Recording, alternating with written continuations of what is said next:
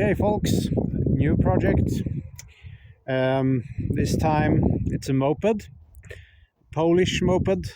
The brand is Romet.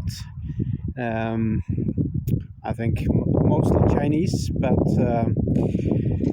it had a Chinese gasoline engine, and I really hate carburetors and ignition systems, so that's why now it's converted to diesel. Guess what? I just bought it and then I thought, fuck it. 2-3 times I couldn't get it to start, and then I just decided to go with this engine. I had it laying around. It's one of these Chinese Keeper engine. It's a Yanmar knockoff. And then I purchased a CVT transmission from China as well. So I'm gonna edit a couple pictures into this video of the project, because I'm just taking pictures and no photos. It's not really done yet. I will also edit in a video in the end here when I run it. But it's a CVT that bolts directly onto the engine here on the crankshaft. Fits perfectly. Just have to get a bit shorter bolt. Had a couple of washers in between there. Now the clutch is disconnected since it's completely released. I also, since this CVT is made for a gasoline engine, they're called go-kart torque converters if you search for them. So it's for go-kart apparently. But the bolt circle fits perfectly fine here. Same 3/4 inch crankshaft. Everything fits. I just soften up the springs a little bit for the centrifugal weight, so it gears up faster. I didn't touch the torque biasing device here, so I wanted to downshift when I apply torque. I haven't fixed the chain and sprocket yet, so I just ordered a new sprocket. This is 41 teeth, and I ordered a 65 teeth, and there is a 10 teeth behind there. It's located, so the chain drive is going to go behind here. I don't know if it's even possible to get a view of it. Yeah, there you see the sprocket behind. So it was quite a lot of job to align everything here. Plenty of try and retry. But the thing is, I calculated mathematically the ratio here, and since this one fully geared out, it has a 10% overdrive. So if the motor spins 3000 RPM, this spins 3300. Then if I have a ratio of 10 to 65, that's a 6.5 ratio. How was it now? I'm gonna get like 500 RPM on the wheel, and the circumference was 2 meters. So yeah, I calculated that with this original sprocket it would make 200 kilometers an hour, fully geared out. And I don't think that 4 horsepower engine, or what it is even, I don't think it is that much even. 2.5 kilowatts. 3 horsepower. Yeah, I don't think that's sufficient for 200 kilometers an hour.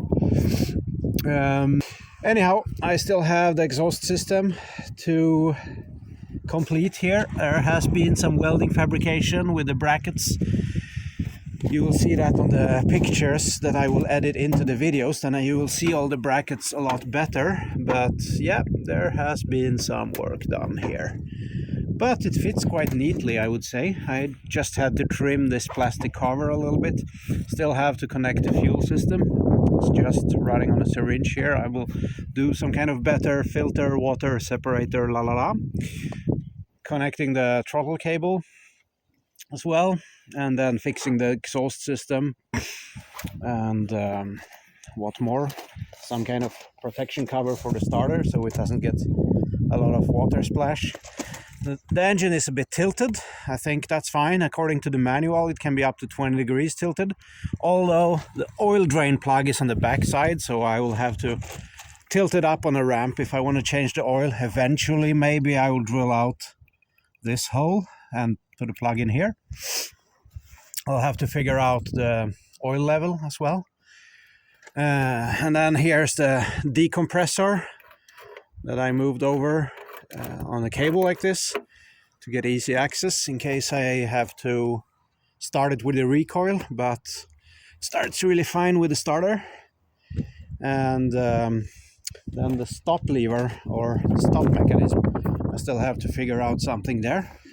Right now I just have a cable connected directly on the governor side of the throttle mechanism. So here is the governor shaft, and here is normal speed setting, of course, which I will have on the throttle cable over here to the throttle handle. So this will be, I will have to fix some kind of idle setting here because it just stops completely when I let off. So there will probably be an idle here and then full gas here.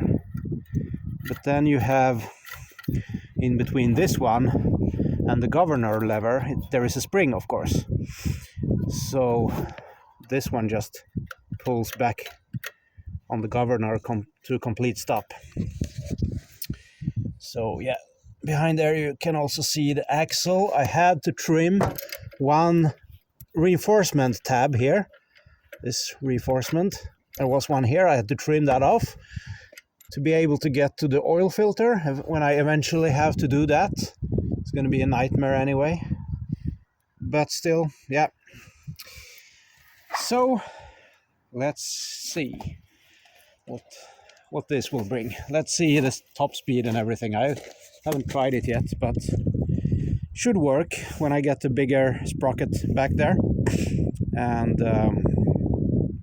then I have a 10 or 20 teeth sprocket to the front. The 21 will, I think I calculated with the 6510, I would get a top speed of 74 kilometers an hour, fully geared out. Although the thing is, I don't know how the torque biasing works here, but I would like the transmission, of course, to gear out completely before it reaches top speed. So the last part, reaching the top speed, would be just increasing the RPMs without any gearing action. But since you have this torque biasing device, there is also, as long as you have a drag here, this one prevents it from upshifting completely. So it will maybe never reach the overdrive. Now it's like, well, the overdrive is when the belt is completely out here and then it has 10% overdrive. Maybe it's just going to reach that in downhills or so. That's yet to figure out. And I will have to find a way to get the tachometer, RPM gauge, to work, since there is no ignition system here. Probably some kind of optic sensor on the crank, or maybe if I could use the AC alternating current from the generator before the rectifier. Let's see. And yeah, here's the muffler that's gonna go there. Classic motorcycle muffler. Should be a see-through type. Yeah, some kind of see-through. Maybe it's gonna clog completely from all the soot. Well, that's my recent project. Have to do something in between all the house building and everything.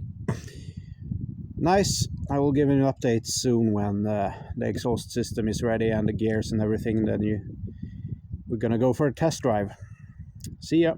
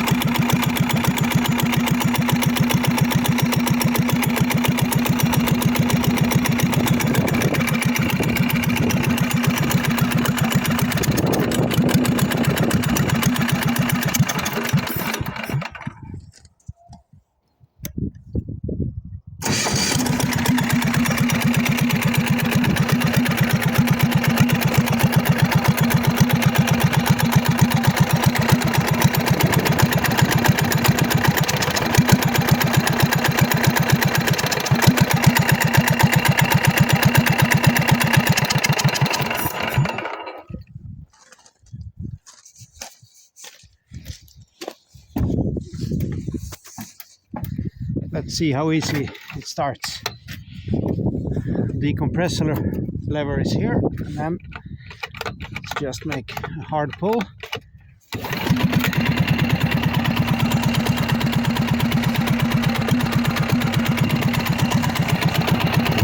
There's the stop lever.